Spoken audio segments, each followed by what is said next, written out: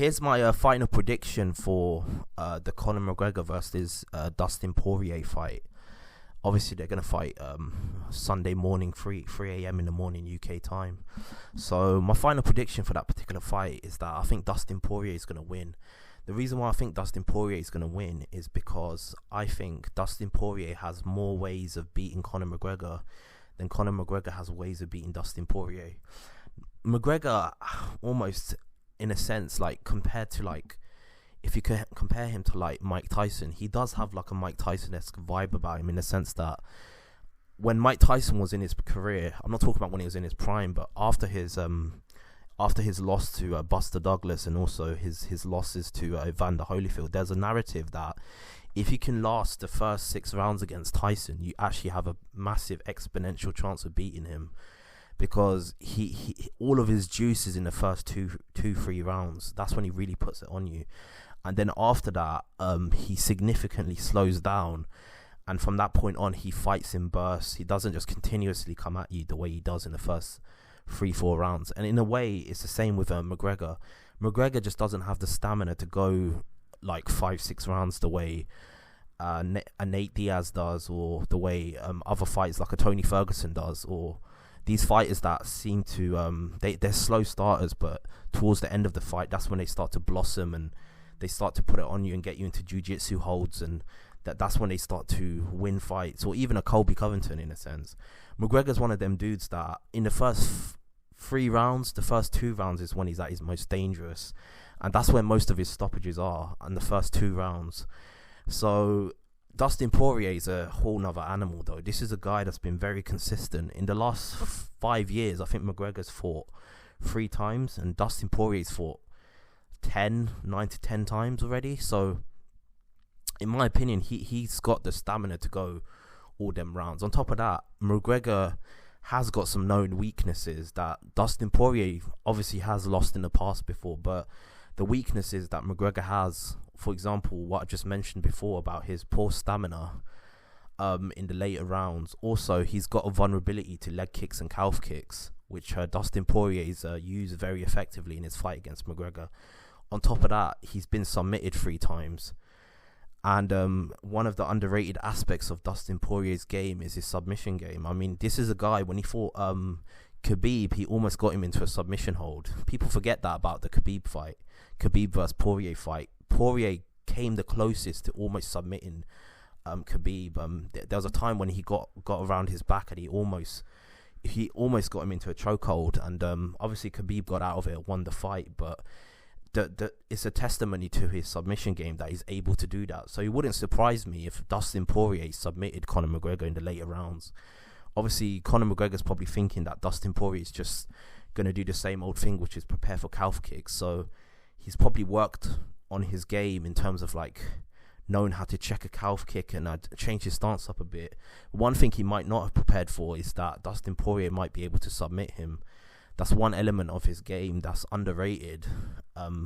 Everyone knows Dustin Poirier for his ability to strike and punch, and obviously his kicks and his stand-up game. But an aspect of his game that's underrated is his submission game, his Brazilian Jiu-Jitsu. And this is a guy that was a black belt in Brazilian Jiu-Jitsu, so he knows how to handle himself on the ground. He's not on the same level as, say, a Charles Oliveira, who's like a 3rd-degree black belt in Brazilian Jiu-Jitsu, but he's still very respectable on the ground, and I think he's better on the ground than Conor McGregor is. And the testimony to that is that he almost submitted Khabib, who's known to be a submission artist. I mean, he came close to getting him into a chokehold. He almost had his back, and he almost got him into a chokehold. It was very close, but obviously Khabib got out of it and won the fight. But my point is, Conor McGregor never came close to doing that to Khabib. So my point is this, right? I think there's more methods for Dustin Poirier beating Conor McGregor than there is methods for Conor McGregor beating Dustin Poirier. Can Conor McGregor beat him? Yes, he can. In the first 2 rounds, if he puts it on him and he catches him, there's a chance that he could beat him. But I just think Dustin Poirier knows that's his game plan. He's going to prepare for the first 2 rounds to be alert and on his feet. After the first 2 rounds pass, then Conor McGregor's stamina issues come up. past the 4th and 5th round, I don't think McGregor has that many knockouts or stoppages.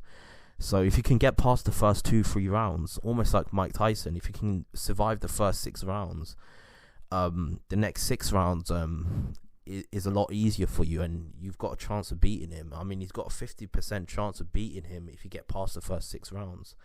So yeah, that's my opinion on this particular fight. I just think Dustin Poirier is going to win this fight. I think it's going to be via stoppage, whether it's a submission or whether it's via striking. It is going to be via stoppage. But what do you think? Who do you think is going to win this particular fight? I just think in the last 5 to 10 years, Dustin Poirier has come a long way from the fighter that first initially fought McGregor, when McGregor was on his way up. I think McGregor's just lost his fire and his desire to be a fighter because of all of these separate business interests. But I'm going to make a separate video on that. Check out my channel, it's coming soon. So yeah, that's my prediction now. Dustin Poirier by stoppage, whether it's submission or striking, he's going to stop him. I'll be very surprised if this fight goes to decision, because it could happen. Both of them could become so cautious that it's hard for either one of them to land a punch. But either way, I think Dustin Poirier wins, whether it's submission, decision, or stoppage. In terms of striking, I think Dustin Poirier wins this particular fight. But it's up to McGregor to upset the uppercut and somehow beat Dustin Poirier. If he beats Dustin Poirier, fair play to him. He's had that ability to resurge his career multiple times in the past. I mean, he lost to Nate Diaz and then he beat him, and then he's back on top again and beat Eddie Alvarez. So it would be a huge victory for Conor McGregor. Whether he goes for the belt and fights Charles Oliveira, I'm not sure, but he sounds like he wants to fight for the belt. He wants to fight Charles Oliveira. Charles Oliveira is just a different animal, though, at this point. So we'll talk about that fight if Conor McGregor gets past Dustin Poirier, whether he should fight Charles Oliveira. But yeah, that's my prediction. Tell me your prediction. Who do you think is going to win this particular fight? I think it is.